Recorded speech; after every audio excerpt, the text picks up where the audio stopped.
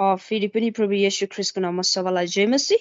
आउनुहोस् हामी परमेश्वरलाई आदरपूर्वक हामी आराधना गर्नेछौँ अनि हाम्रो एउटै मात्रै परमेश्वर, एउटै मात्रै सृष्टिकर्ता जसले तपाईँ अनि मलाई बनाउन भयो, उहाँ चाहिँ विश्वासयोग्य हुनुहुन्छ, उहाँ धर्मी हुनुहुन्छ, उहाँ एकदमै असल व्यक्ति हुनुहुन्छ अनि त्यो असल व्यक्ति चाहिँ तपाईँ र ममा सधैँ हुनुहुन्छ।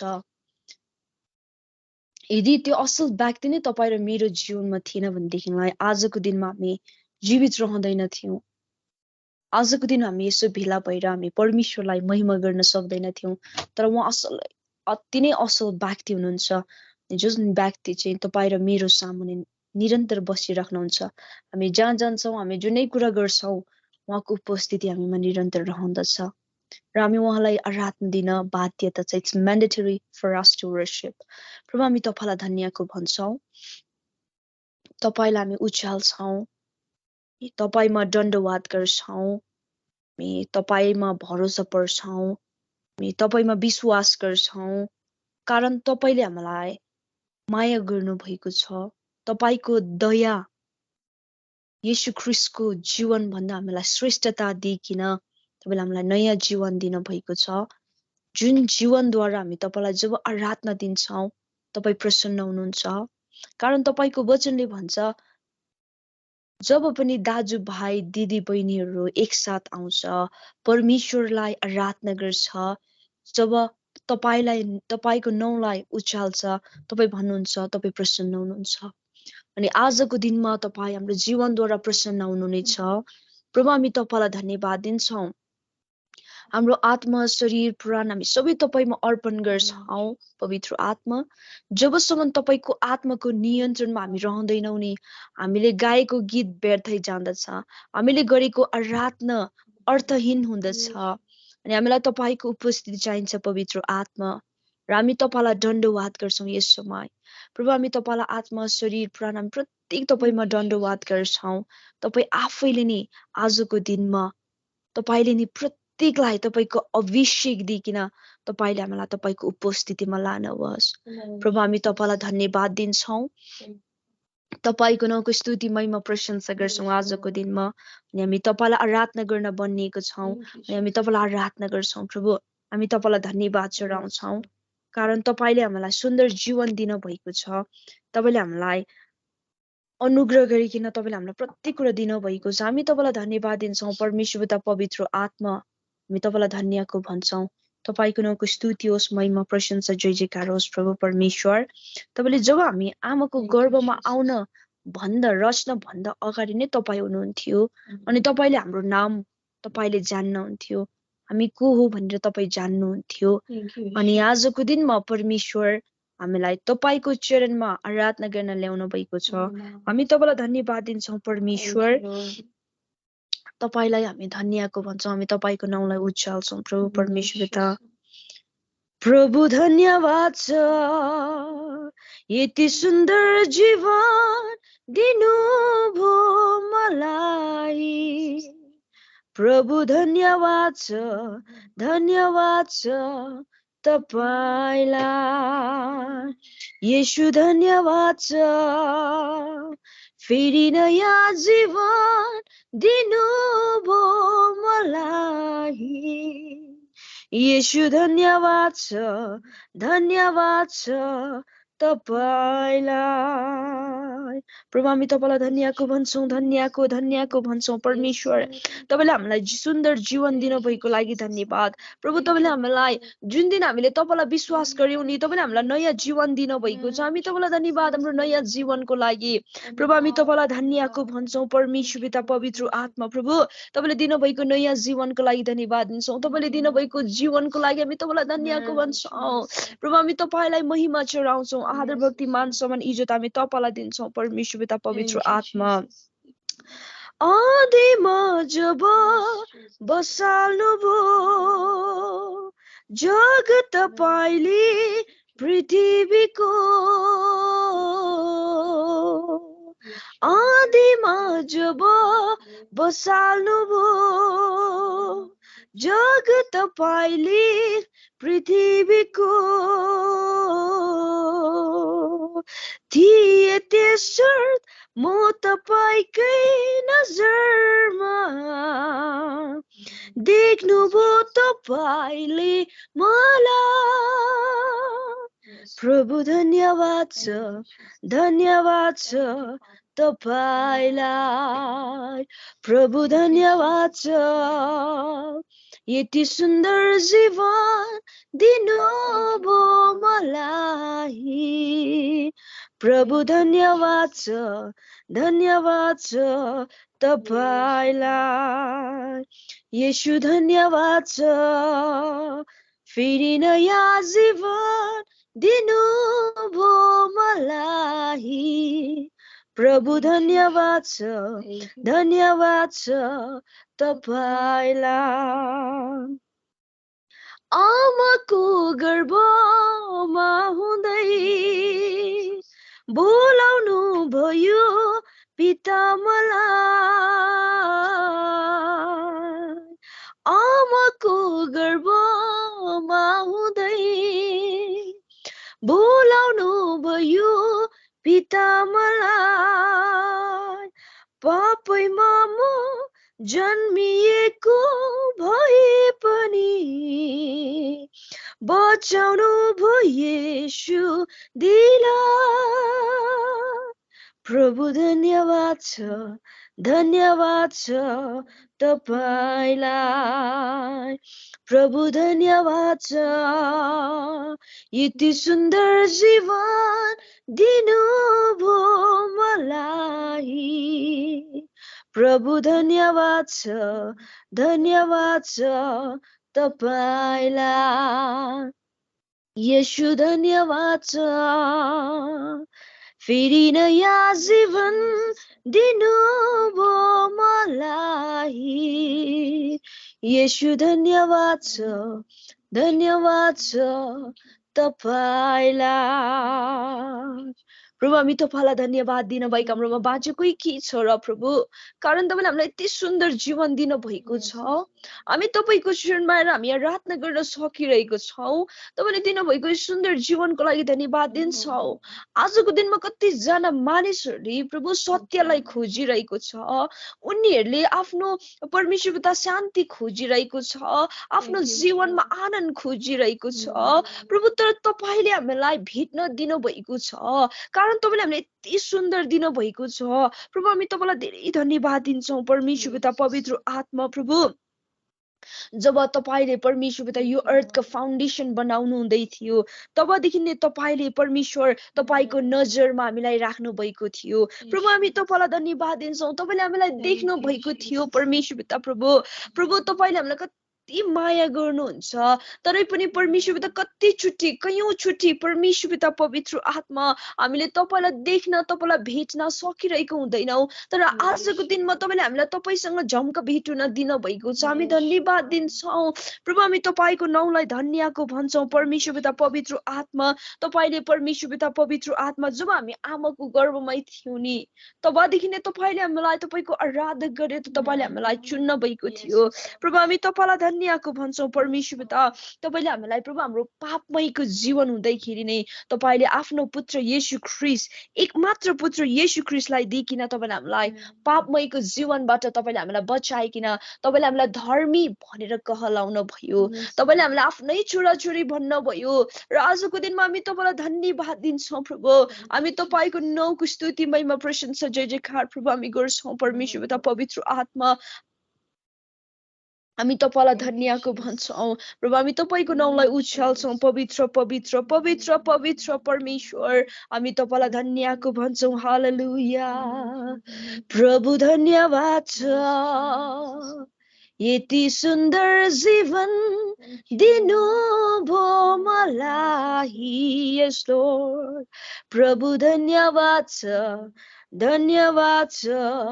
तपाईलाई येशू धन्यवाद छ फेरि नयाँ जीवन दिनुभयो मलाई येशू धन्यवाद छ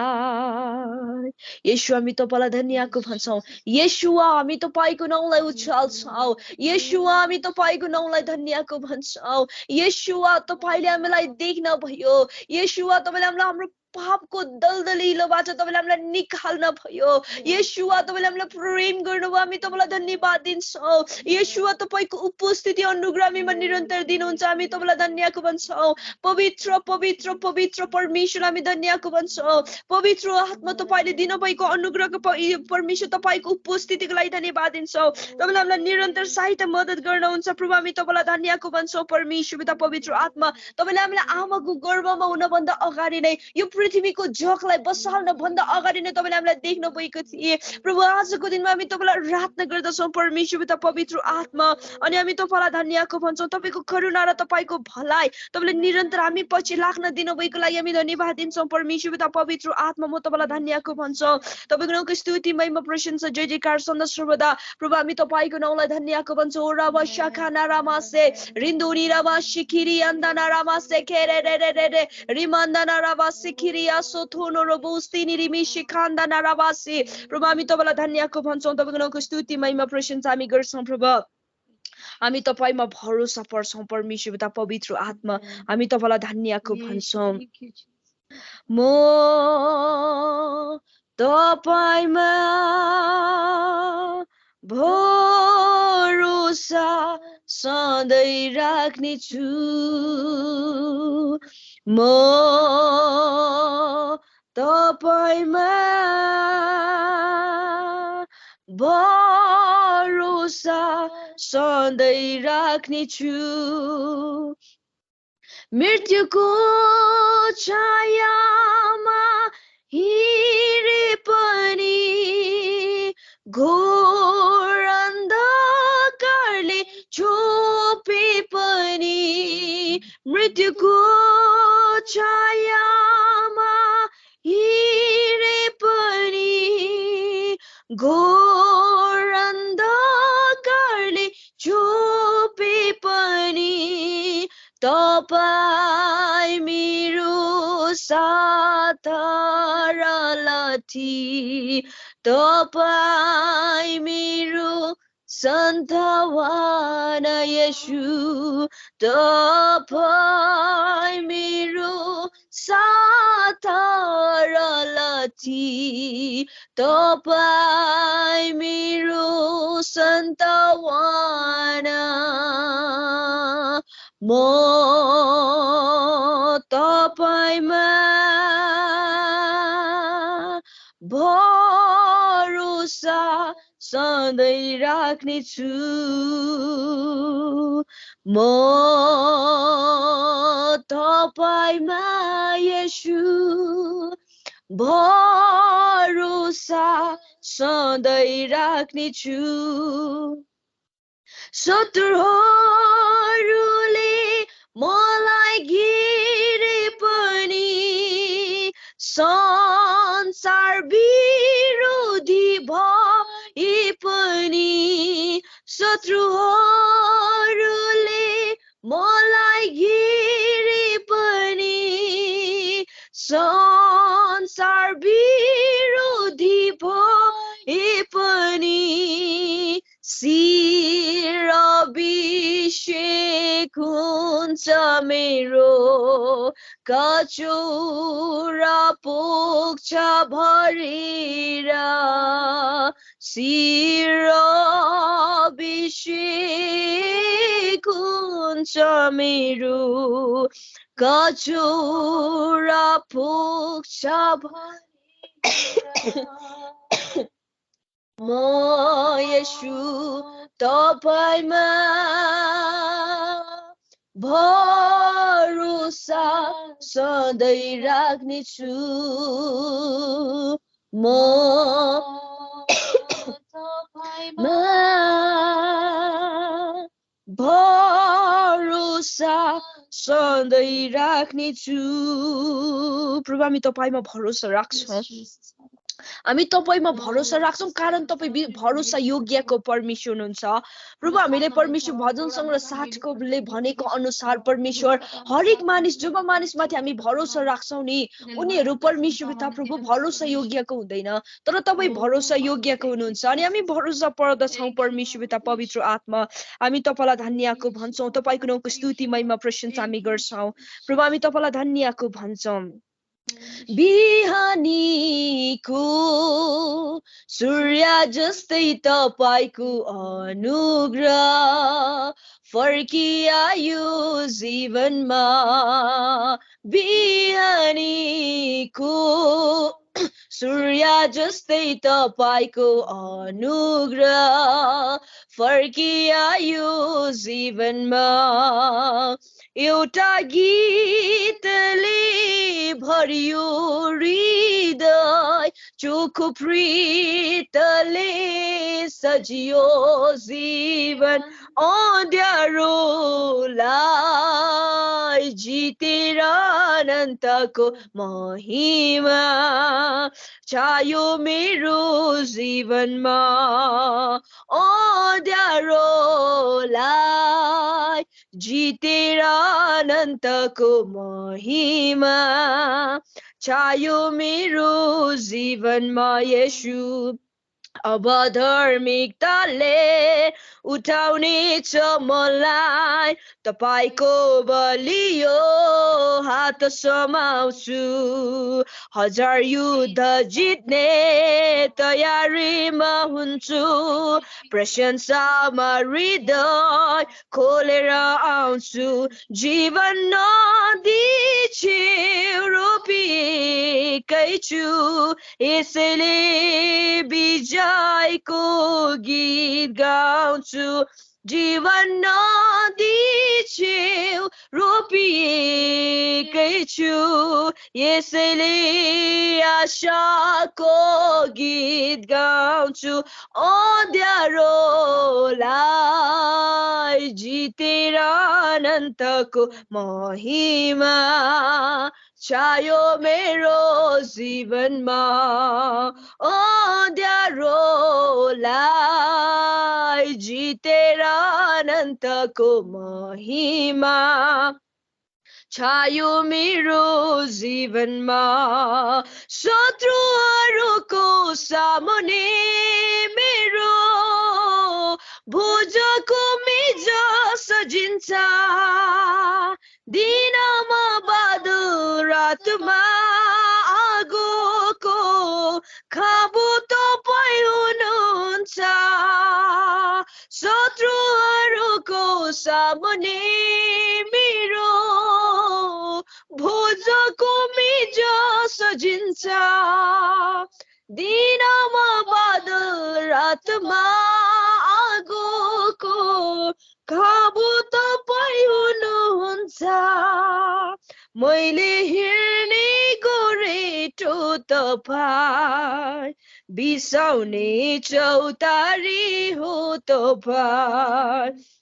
मैले हेर्ने गोरेटो तपाईँ बिसाउने चौतारी हो तपाईँ साँच्चै नै प्रभु तपाईले हामीलाई बिहानीको सूर्य जस्तै तपाईको अनुग्रह हामीमा फर्किआउन दिन भएको छ दिन प्रतिदिन छिन परमेश्वरता छिन प्रति छिन तपाईले हामीलाई तपाईको अनुग्रह निरन्तर दिनुभएको लागि हामी धन्यवाद दिन्छौं जब हामी आमाको गर्भमा हामी रच्दै थियौं जब पृथ्वीको जग बसाल्नु भएको थियो तपाईले हामीलाई देख्नु भएको थियो तपाईले हामीलाई अभिषेक गर्न भएको थियो तपाईले हामीलाई चिन्न हुन्थ्यो जान्न हुन्थ्यो अनि आजको दिनमा प्रभु तपाईले हामीलाई विश्वास गरिकिन तपाईको आराधना गर्न दिन भएको छ प्रभु हामी तपाईलाई धन्यवाद भन्छौं परमेश्वर पिता अब धार्मिकताले प्रभु उठाउने छ मलाई हामीलाई तपाईको धार्मिकताले हामीलाई उठाउनु भएको छ प्रभु हामी तपाईलाई धन्यवाद दिन्छौं हामी हरेक हजार युद्ध जति पनि हाम्रो अगाडि आउँछौं हामी जित्छौं र हामी तपाईलाई आराधना गर्छौं प्रभु परमेश्वर हामी तपाईलाई धन्यवाद भन्छौं प्रभु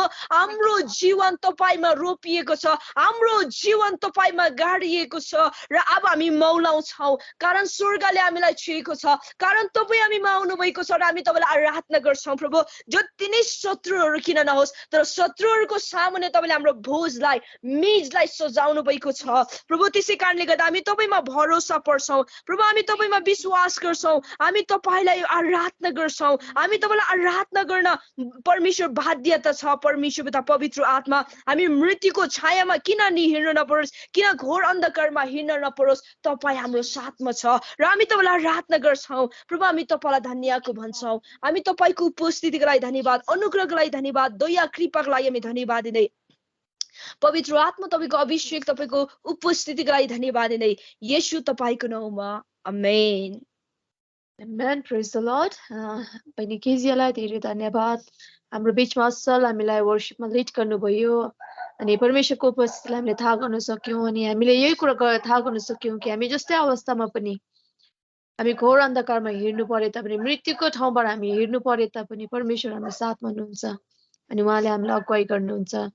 धेरै धन्यवाद, परमेश्वरले तपाईँलाई धेरै आशिष दिएको हुन्। हामी यो समय परमेश्वरको वचनलाई हामी लिन गइरहेको छौँ अनि उहाँले दिनुभएको राख्नुभएको मनलाई हामी आज लिनेछौँ अनि तृप्त हुनेछौँ, हाम्रो आत्मिक जीवनलाई पनि हामी बलियो बनाउनेछौँ। अनि यो समय हाम्रो पास्टर प्रेम वेस्ट बेङ्गल इन्डियाबाट हुनुहुन्छ, म उहाँलाई समय दिन चाहन्छु। आप सबों को प्रभु यीशु मसीह के मधुर नाम में जय मसीह की। मेरे जीजो, मैं आप सबों का ध्यान आज के सुंदर दिन में प्रेरितों के काम उसका 2 अध्याय 43 पद से लेकर 47 पद की ओर केंद्रित करना चाहूँगा।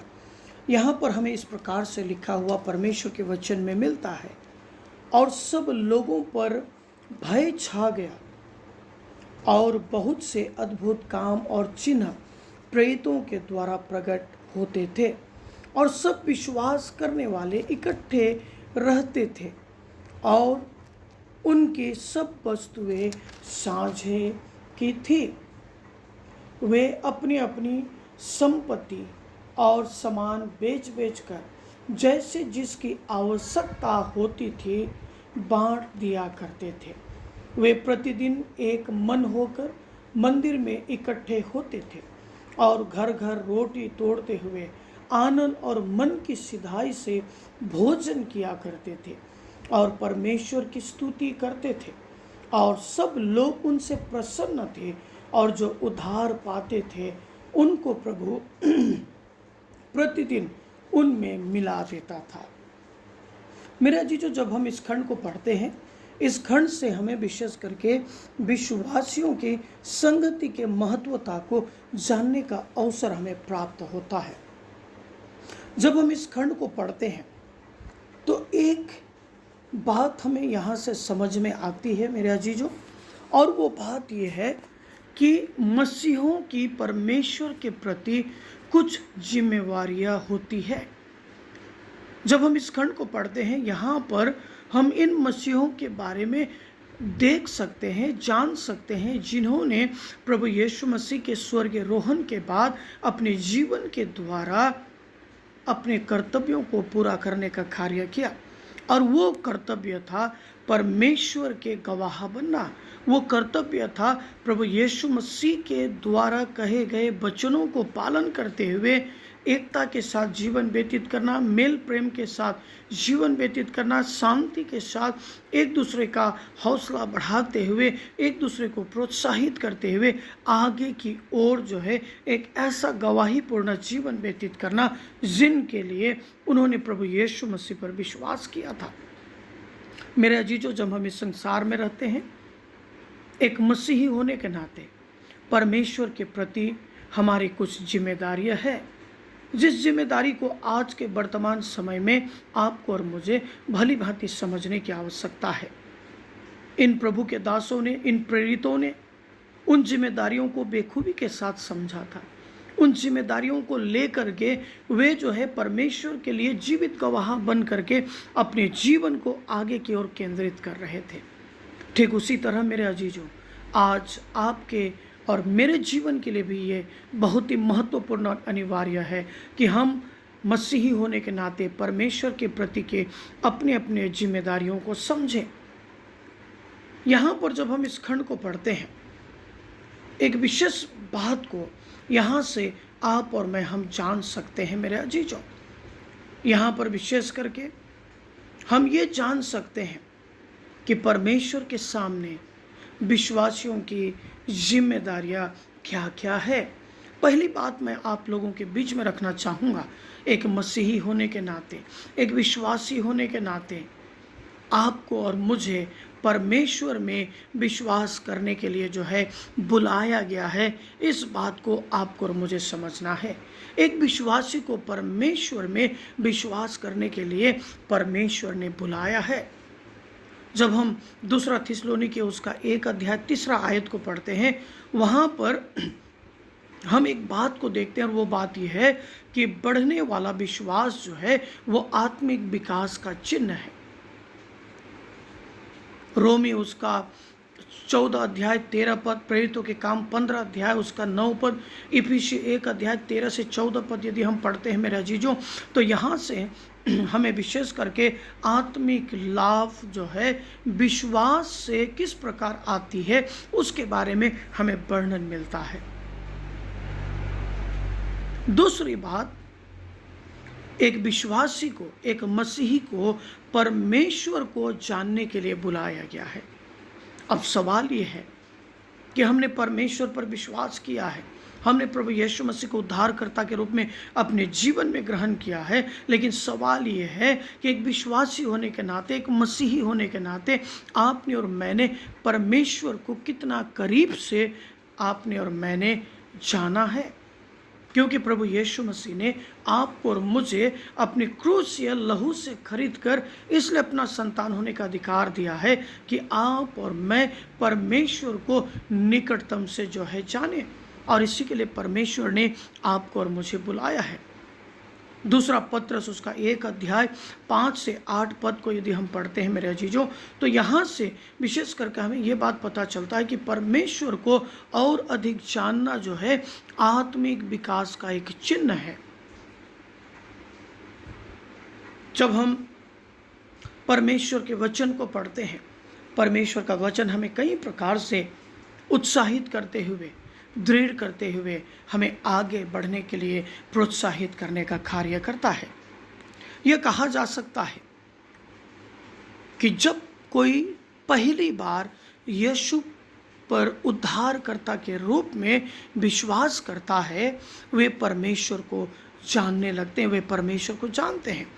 और फिर जिस प्रकार किसी भी संबंध में आप उसे जान सकते हैं और फिर आप उसे और अधिक जान सकते हैं।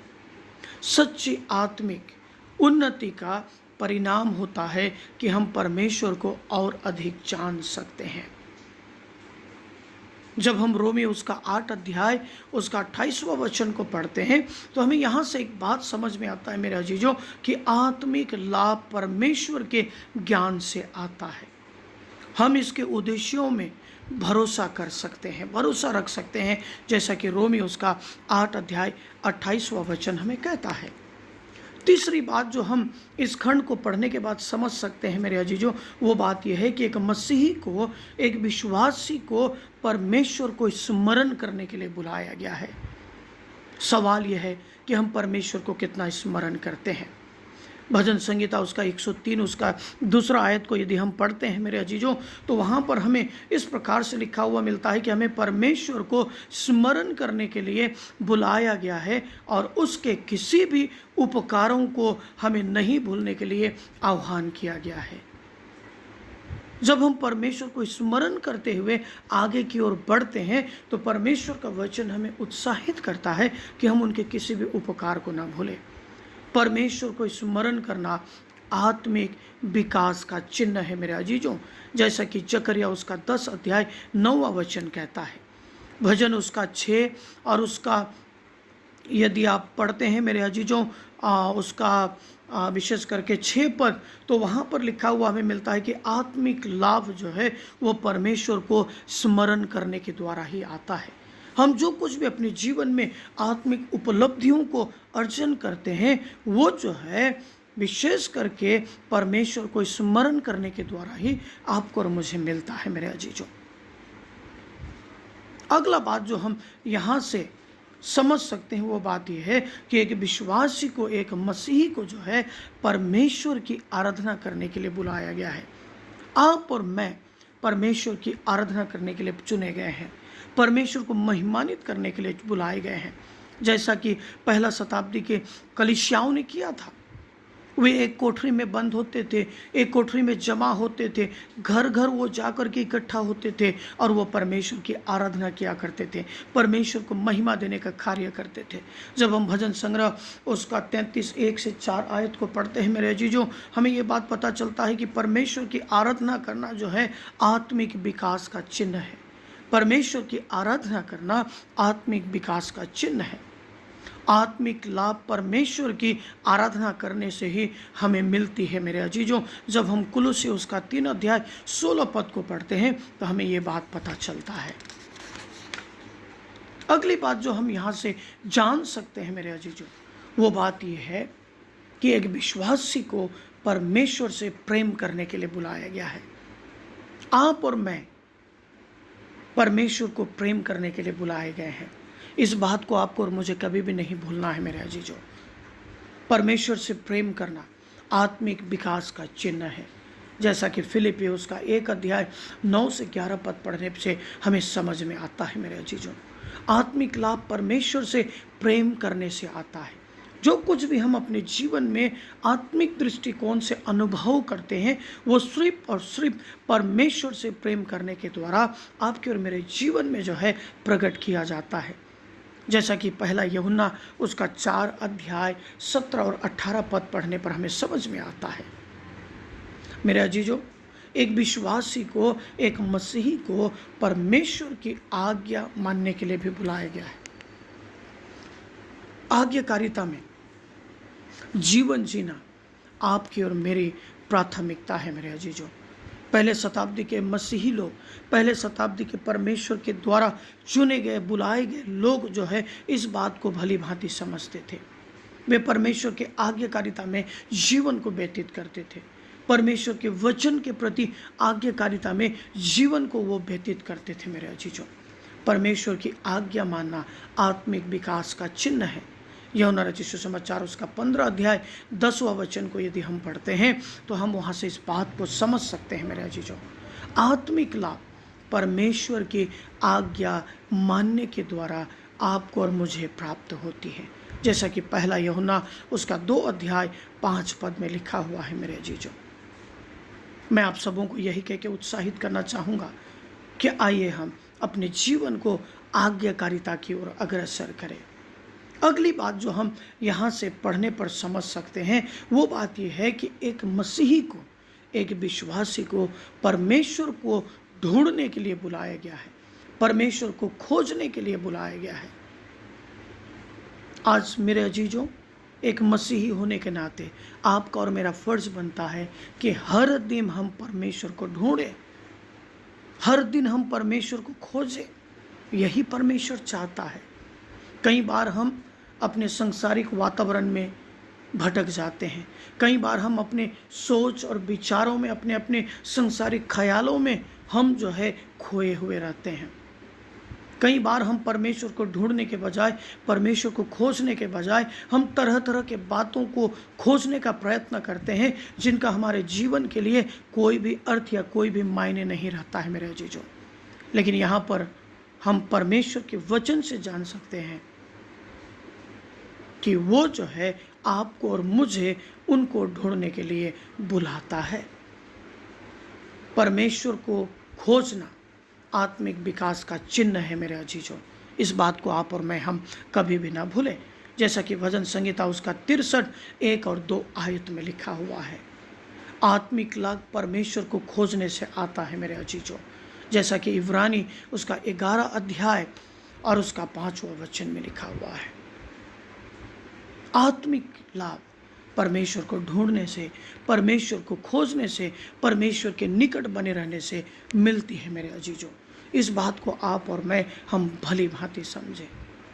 आज हम बजाय परमेश्वर को ढूंढने, बजाय परमेश्वर को खोजने, हम कई चीज़ों को ढूंढने का प्रयत्न करते हैं जो हमारे जीवन के लिए महत्वता नहीं रखती है।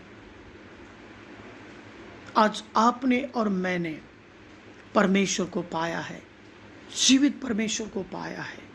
एक ऐसा सर्वशक्तिमान परमेश्वर पिता को आपने और मैंने पाया है, जो हमेशा आपके और मेरे जीवन में एक सच्चा मित्र बन करके हमेशा हमेशा के लिए आपके और मेरे जीवन में वास करना चाहता है। मेरे अजीजों, हमेशा हमेशा के लिए आपके और मेरे जीवन को जो है उन्नति की ओर, आपको और मुझे सफलता की ओर अग्रसर करना चाहता है। इसलिए मेरे अजीजों, आपका और मेरा परम कर्तव्य, आपका और मेरा परम फर्ज बनता है कि आप और मैं निरंतर परमेश्वर को ढूंढने का प्रयत्न करें। अगली बात जो हम यहाँ से सीखते हैं मेरे अजीजों, वो बात यह है कि एक मसीही को, एक विश्वासी को जो है परमेश्वर का आनंद लेने के लिए बुलाया गया है। हम जरा इस खंड पर दृष्टि दान करें जो प्रेरितों के काम 2 अध्याय उसका 43 पद से 47 पद के बीच में लिखा हुआ है। यहाँ पर जिन्होंने प्रभु यीशु मसीह पर विश्वास किया था, उन्होंने किस प्रकार से अपने जीवन को व्यतीत किया। परमेश्वर के संगति में वो सम्मिलित होते थे, परमेश्वर के आराधना को, परमेश्वर के महिमा को प्रकट करते थे, केवल और केवल परमेश्वर का आनंद लेने के लिए, केवल और केवल परमेश्वर की खुशी को अपने जीवन में अनुभव करने के लिए, केवल और केवल परमेश्वर के अनुग्रह को, परमेश्वर की कृपा को, परमेश्वर की भलाई को अपने जीवन में महसूस करके परमेश्वर को महिमान्वित करने के लिए जो है वो अपने जीवन को परमेश्वर के निकट आराधना के द्वारा लेकर के आते थे। आज हमने किस प्रकार से अपने जीवन में परमेश्वर के बुलाहटों को प्राथमिकता दिया है मेरे अजीजों, आपको और मुझे इस बात को समझने की आवश्यकता है। हमने यहाँ पर इन बातों को समझने का प्रयत्न किया कि हम किन किन बातों के लिए बुलाए गए हैं, किन किन बातों के लिए परमेश्वर ने आपको और मुझे अपने बहुमूल्य लहू से खरीद कर अपना होने का अधिकार दिया है। परमेश्वर का आनंद लेना आत्मिक विकास का चिन्ह है मेरे अजीजों। जैसा कि पहला यूहन्ना उसका 3 अध्याय 19 और 20 पद और भजन संग्रह उसका 85 उसका 5 से लेकर 7 पद में हमें मिलता है। परमेश्वर का आनंद लेना आत्मिक विकास का चिन्ह है मेरे अजीजों। आत्मिक लाभ परमेश्वर का आनंद लेने से ही आता है। आत्मिक लाभ परमेश्वर के आनंद में बने रहने से ही आता है मेरे अजीजों। आत्मिक उन्नति, आत्मिक प्रगति, आत्मिक परिपूर्णता, संपूर्णता केवल और केवल परमेश्वर के आनंद को लेने के द्वारा, परमेश्वर के आनंद को उपभोग करने के द्वारा आपके और मेरे जीवन में प्रकट किया जाता है। जैसा कि भजन संगीता उसका 4 और 3 से 7 आयत में पढ़ने पर हमें मिलता है मेरे अजीजों। मेरे अजीजों, हमने कुछ विशेष बातों को आज समझने का प्रयत्न किया कि एक विश्वासी होने के नाते, एक मसीही होने के नाते परमेश्वर के प्रति हमारी जिम्मेदारियां क्या है। मैं आप सबों को यही कह के उत्साहित करना चाहूँगा कि आइए हम निरंतर जो है परमेश्वर में विश्वास रखते हुए अपने जीवन को आगे की ओर अग्रसर करें। मैं आप सबों को यही कह के उत्साहित करना चाहूँगा कि एक विश्वासी होने के नाते आइए हम परमेश्वर को जानने के लिए अपने आप को जो है परमेश्वर के निकट लेकर के आए। मेरे अजीजों, परमेश्वर में विश्वास करना, उस विश्वास को मजबूत करना आपका और मेरा जीवन का परम कर्तव्य है। इस बात को परमेश्वर आपके और मेरे जीवन से देखना चाहता है। परमेश्वर को जानना, परमेश्वर को गहराई से समझना, परमेश्वर में बने रह करके एक ऐसा जीवन को व्यतीत करना जो जीवन हमें बहुतायत के लिए अग्रसर करता हो, आपको और मुझे जो है उस पे समर्पित होना बहुत ही महत्वपूर्ण है। हमने ये भी जानने की प्रयत्न की मेरे अजीजों कि परमेश्वर को स्मरण हमें निरंतर करने की आवश्यकता है।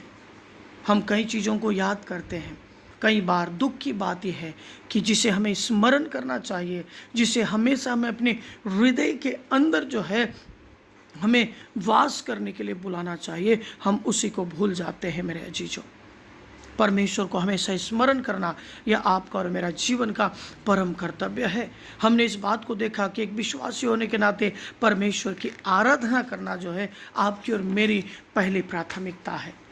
परमेश्वर के संगति में बने रहना, परमेश्वर की महिमा करना, परमेश्वर के लिए ऊंचे ऊंचे आवाज़ में परमेश्वर की जय जयकार करते हुए परमेश्वर को महिमानित करना, परमेश्वर के नाम को और भी ऊंचा उठाना, इसके लिए आप और मैं हम बुलाए गए हैं।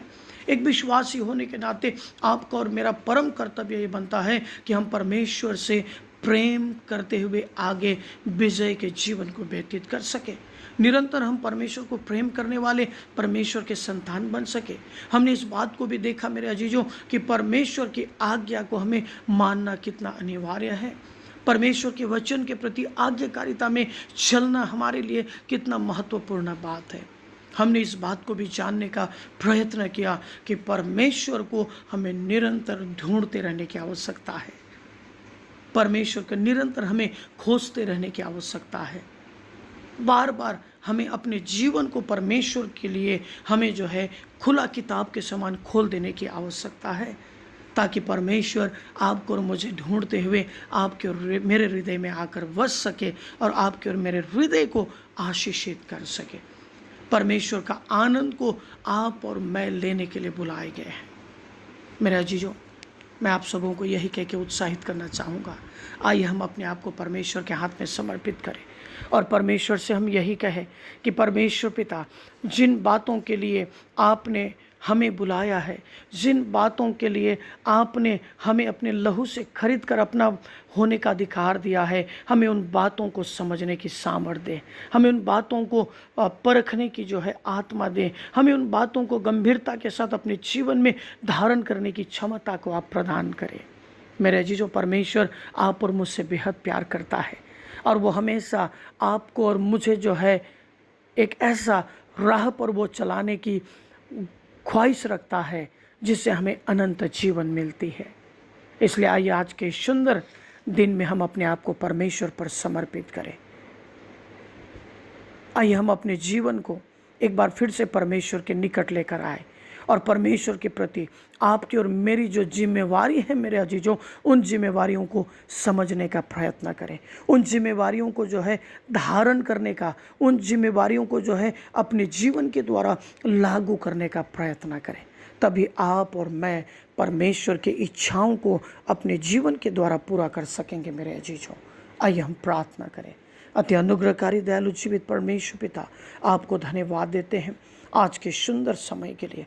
प्रभु, विशेष करके इन वचनों को सुनने वाले हर एक श्रोताओं के लिए आपसे विनती करते हैं, हर एक को आप आशीष से परिपूर्ण करें और हर एक के प्रति प्रभु आप इस जिज्ञासा को उत्पन्न करें कि हर एक कोई पिता परमेश्वर एक मसीही होने के नाते मसीही जीवन में परमेश्वर के प्रति जो जिम्मेदारी है पिता परमेश्वर, हमारी जो रेस्पॉन्सिबिलिटीज़ है प्रभु जी, हम उन्हें समझ सकें। इस वचन को सुनने वाले हर एक को प्रभु आप अपने आशीष से परिपूर्ण करें।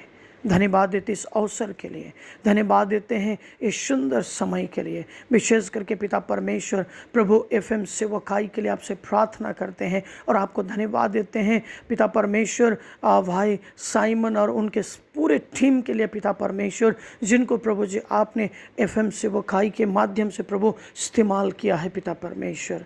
प्रभु इस सेवकाई से जुड़े हुए हर एक के लिए आपसे आशीष मांगते हैं।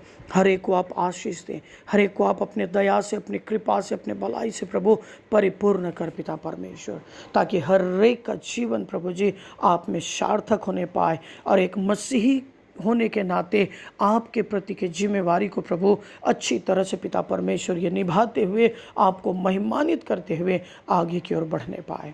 एक बार फिर से पुनः परमेश्वर पिता हर एक श्रोताओं के लिए आपसे आशीष और अनुग्रह को चाहते हुए इस प्रार्थना को आपके मीठे और पवित्र नाम से मांगते हैं, आमीन। मेरे अजीजों, आप सबों को परमेश्वर इन वचनों के द्वारा बहुतायत से आशीष दे।